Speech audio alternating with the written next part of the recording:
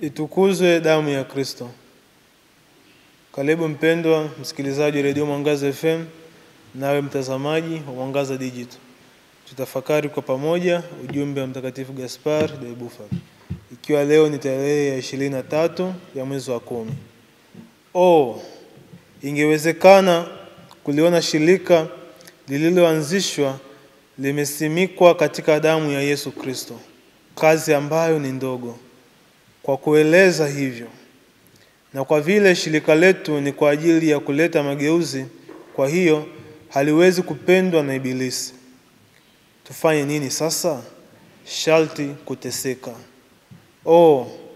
Ingewezekana kuliona shirika lililoanzishwa limesimikwa katika damu ya Yesu Kristo, kazi ambayo ni ndogo kwa kueleza hivyo.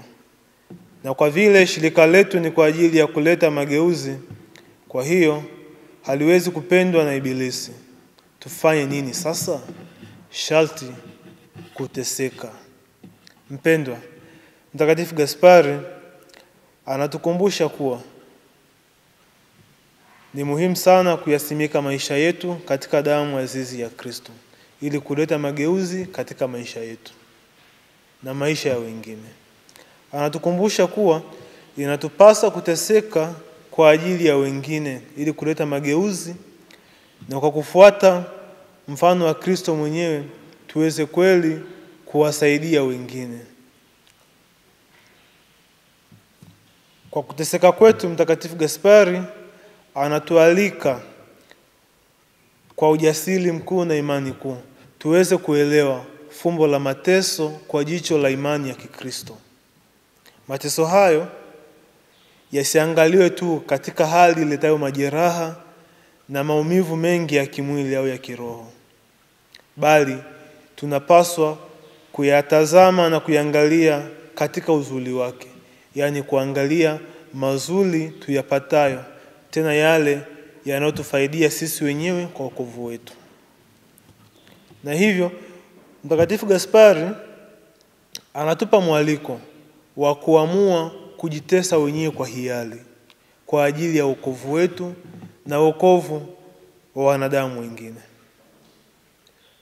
Lakini tukumbuke kuwa katika kuteseka kwetu ni lazima mateso yetu yasimame imara katika damu ya Kristo. Kusimika maisha yetu katika damu ya mwana kondoo, damu azizi ya Kristo, si rahisi, kwani ili kuweza kufanya hivyo tunapaswa kuwa na ushujaa mkuu wa kiimani ili tuweze kuhimili hila zote za ibilisi. Tumekombolewa kwa damu ya Kristo. Tukumbuke kuwa daima ibilisi yu kinyume cha mapenzi ya Mungu, hasa yale yatuletea wokovu.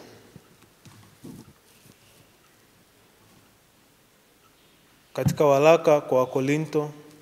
waraka wa pili kwa Wakorinto sura ya 12 aya ya 10, tunaelezwa wazi kuwa ni pale tu tuwapo dhaifu katika kuvumilia twaweza kuwa na nguvu ya kuzaliwa upya, ya kuleta mageuzi mapya katika maisha yetu. Kwa kuwa tunaposongwa na ibilisi tunadhoofika, daima tusife moyo, bali tuitumainie damu ya Kristo yenye kushinda mashetani.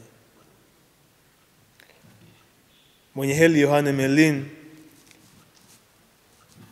anapoitunga litania ya damu azizi ya Yesu, anapenda kueleza wazi kuwa damu ya Kristo ina uwezo wa kushinda mashetani. Damu ya Kristo ni shime ya wote wasumbukao, kwa sababu ni katika damu hiyo twaweza kuleta mageuzi mapya katika maisha yetu. Tukumbuke kuwa damu ya Kristo ndiyo chemchemi ya wokovu wetu, na kwa hivyo ni katika kuitumainia damu ya Kristo twaweza tena kuleta matumaini mapya. Mpendwa, tumuombe Mungu kupitia maombezi ya Mtakatifu Gaspari, daima maisha yetu daima yasimikwe katika misingi ya damu azizi ya Yesu. Itukuzwe damu ya Kristo. Nilikuletea tafakari hii ni mimi Fratelli Isaac Bileha wa shirika la misionari wa damu azizi ya Yesu.